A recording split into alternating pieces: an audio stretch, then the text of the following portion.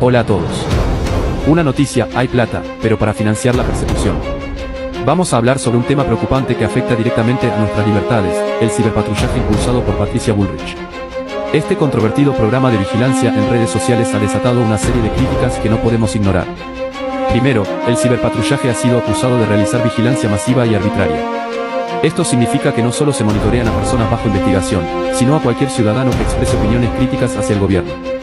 ¿Qué implica esto? Una clara invasión a nuestra privacidad. Además, este tipo de vigilancia representa una seria erosión de la libertad de expresión. ¿Cómo nos sentimos sabiendo que podríamos ser vigilados y sancionados por lo que decimos en redes sociales? La respuesta es evidente: miedo y autocensura. Y eso no es todo. Este programa carece de transparencia y rendición de cuentas. Sin un marco legal claro que regule estas acciones, la posibilidad de abusos de poder es alarmante. ¿Quién vigila al vigilante? También hay que señalar el potencial de uso político que tiene el ciberpatrullaje. Sin criterios claros, estas prácticas pueden ser utilizadas para silenciar a los opositores y manipular la opinión pública. Preste mucha atención. La censura de prensa, la persecución a intelectuales, el allanamiento de mi casa en El Tigre, el asesinato de amigos queridos y la pérdida de una hija que murió combatiéndolos son algunos de los hechos que me obligan a esta forma de expresión clandestina después de haber opinado libremente como escritor y periodista durante casi 30 años. Han restaurado ustedes la corriente de ideas e intereses de minorías derrotadas que traban el desarrollo de las fuerzas productivas, explotan al pueblo y disgregan la nación. 15.000 desaparecidos, 10.000 presos, 4.000 muertos, decenas de miles de desterrados son las cifras desnudas de ese terror. Crearon ustedes en las principales guarniciones del país virtuales campos de concentración donde no entra ningún juez, abogado, periodista, observador internacional. Estos hechos, que sacuden la conciencia del mundo civilizado, no son sin embargo los que mayores sufrimientos han traído al pueblo argentino, ni las peores violaciones de los derechos humanos en que ustedes incurren. En la política económica de ese gobierno debe buscarse no solo la explicación de sus crímenes, sino una atrocidad mayor que castiga a millones de seres humanos con la miseria planificada. Dictada por el Fondo Monetario Internacional, la política económica de esa junta solo reconoce como beneficiarios a la vieja oligarquía ganadera, la nueva oligarquía especuladora y un grupo selecto de monopolios internacionales. Frente al conjunto de esos hechos, cabe preguntarse: ¿quiénes son los apátridas de los comunicados oficiales? ¿Dónde están los mercenarios al servicio de intereses foráneos? ¿Cuál es la ideología que amenaza el ser nacional? Estas son las reflexiones que en el primer aniversario de su infausto gobierno he querido hacer llegar a los miembros de esa junta, sin esperanza de ser escuchado, con la certeza de ser perseguido, pero fiel al compromiso que asumí hace mucho tiempo de dar testimonio en momentos difíciles.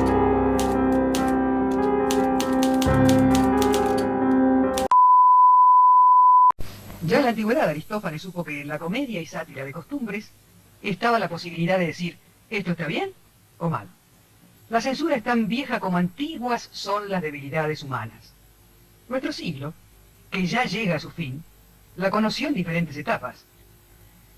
Durante el autoritarismo nazi o estalinista, el célebre Código Hayes en Estados Unidos, la España de Franco, las dictaduras latinoamericanas. En realidad, Enrique, ese afán censurador no ha tenido pausas. Y en nuestro país, Vicky, también se censuró a derecha, izquierda y en el centro. Yo creo que son contadas las etapas en que la libertad de expresión existió. Estuve preso un par de veces en Córdoba y en Comodoro Rivadavia, y después ya me prohibieron absolutamente, ¿no? Ya mis canciones estaban prohibidas, hasta que aparecieron las primeras amenazas telefónicas para que yo me fuera del país, y qué fue lo que hice. A fines de 77, 78, salimos con mi manager, Michelle, a recorrer casi toda Latinoamérica. Era la primera vez que yo salía del país, excepto Uruguay. Era la primera vez que yo me tomaba un avión y salía a otros países para ver dónde podíamos vivir, ¿no? Luego de años de polémicas al respecto, se publicó la lista de canciones prohibidas durante la dictadura.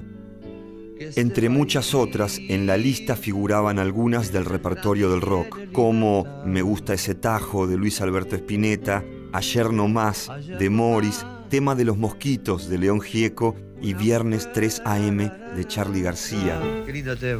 La política de amenaza permanente a los artistas tuvo una consecuencia inevitable. Para escapar de la censura, la falta de trabajo y el apriete, muchos músicos decidieron marchar al exilio. Cuando uno está fuera del país hay como una especie de instinto que lo va llevando a buscar gente de su país, de su pasado, de su cultura. Pero lo que teníamos como punto en común era que estábamos todo el tiempo esperando noticias. Por ejemplo, había músicos que iban y venían. Papo, por ejemplo, iba y venía y tenía noticias frescas, o había otros que no habían vuelto desde hace muchísimos años, como Javier Martínez. Lo importante era recibir noticias y ver cuándo era posible volver. Comunicado hoy a través del boletín oficial, el Ministerio de Seguridad creó una nueva unidad que utilizará inteligencia artificial para, entre comillas, combatir ciberdelitos. La unidad de inteligencia artificial aplicada a la seguridad se llama, por sus siglas, UIAS, ¿no? Propone utilizar inteligencia artificial para combatir ciberdelitos. Esto fue publicado así hoy en el boletín oficial. Entre sus funciones incluirá el patrullaje de la Dark Web, también conocida como Internet Profunda. Se supone que ahí es donde se trasiegan delitos, digamos, ¿no?, de distinto tipo, y también el uso de algoritmos para la prevención de ciberdelitos. Y ahí me detengo porque es muy cinematográfico esto. Hoy lo comentábamos en el Pase a la Mañana. Hay una película con Tom Cruise, sí, Minority Report, donde se hacía una especie de investigación preventiva de futuros delitos a través de una inteligencia artificial que detectaba que una persona en un periodo de tiempo iba a cometer un delito. Entonces se la desactivaba de manera preventiva, antes de tiempo. Disparate propio de una ficción, digamos, ¿no? Preste mucha atención. Mariana, detuvieron a un joven por amenazar al presidente Macri de muerte a través de su cuenta de Twitter, ¿no? Sí, es así. Había sido la amenaza el 18 de agosto pasado y después de algunas investigaciones, la Policía Federal anunció esta tarde que había detenido a este joven de 20 años en la localidad de José León Suárez. Y aquí está la amenaza que había recibido el presidente: Macri, te vamos a matar.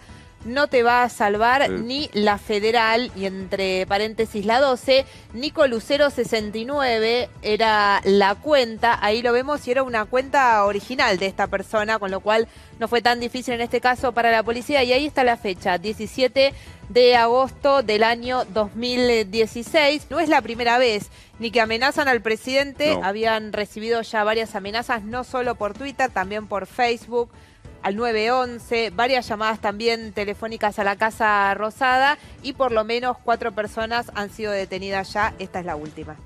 Es un poco raro, pero bueno, seguimos. Según el relato, era que el dirigente radical se había enterado de que su esposa, Tulia Snopek, era amante del líder de la banda, Mauro Coletti, y que el músico era el verdadero padre de su hija. Obviamente, el rumor trascendió y ahora todo el mundo, opositores y aliados, se le cagan de risa a Gerardo Morales. A ver, ¿qué dicen? A mi amigo Gerardo Morales le dicen corderito con suerte. ¿Por qué? Nació para carnero.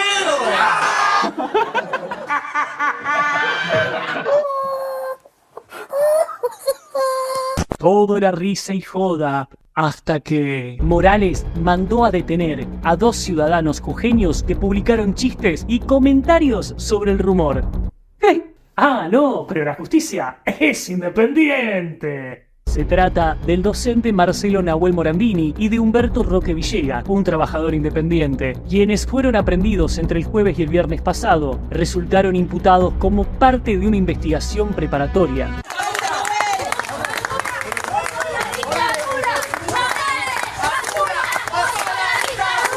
Milei el tema. Ahí está en peligro. Ahí está en peligro la patria.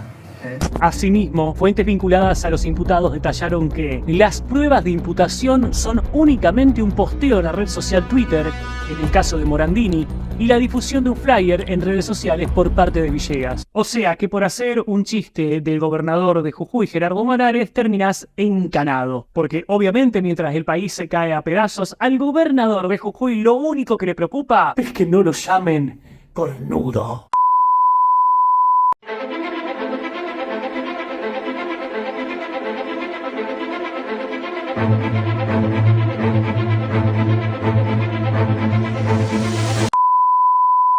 En lo que dice el decreto es que se van a utilizar algoritmos e inteligencia artificial para detectar de manera temprana posibles intenciones de futura comisión de delito. Raro, esto se da... choca contra el Código Procesal Penal, habrá que ver qué hacen jueces y fiscales con esto. Entiendo que, tal como está el sistema de injusticia en la Argentina, habrá jueces y fiscales dispuestos a subirse a este disparate. Digo, ¿por qué disparate? Porque hay que ver cómo se tipifica esto. La presunción de delito es raro. La presunción de futuro de delito es más raro todavía. Sí. Más raro todavía. Con herramientas de inteligencia artificial va a predecir la comisión de futuros delitos, es decir, casi está amputando el principio de inocencia que garantiza nuestras leyes y la Constitución Nacional, además de que viola otros principios constitucionales, como es el de correspondencia privada, como es el de, derecho a la libertad de expresión. Bullrich ha tenido antecedentes denunciando gente que terminó en cana, después absuelta por el Poder Judicial, simplemente por tuitear, ¿no? Sí, a ver, no queda demasiado claro qué es lo que van a hacer y creo que eso es lo que preocupa. Eso es muy preocupante porque el hecho de que una resolución que plantea patrullar redes sociales, el verbo patrullar lo usa en la propia resolución, que plantea patrullar aplicaciones e internet, sea imprecisa, implica darle un cheque en blanco a un poder de vigilancia gubernamental que de por sí yo creo que en democracia no deberíamos dárselo a ningún gobierno, y menos en estas condiciones. No, y además se suman los 100.000 millones de pesos en gasto reservado para la CIDE, ¿no? Es difícil no hacer la asociación, ¿no? Porque además ahí también, en esa nueva estructura que plantean para los servicios de inteligencia, hay también un departamento, una repartición. Una agencia. Claro, una agencia que se va a dedicar a esto, supuestamente. Pero exactamente, es lo que te iba a comentar, o sea, en la nueva CIDE tenemos efectivamente una agencia federal de inteligencia que además tiene en su interior una agencia federal de ciberseguridad, con un funcionario a cargo y tal, y como vos bien señalás, con la dotación de recursos públicos en un nivel de opacidad alarmante, que se superpone en alguna de sus funciones con esta unidad que creó Bullrich en su ministerio. Entonces, da la sensación de que una es de Caputo, de Santiago Caputo, el poderoso asesor presidencial, y una de Patricia Bullrich. Claro. Listo.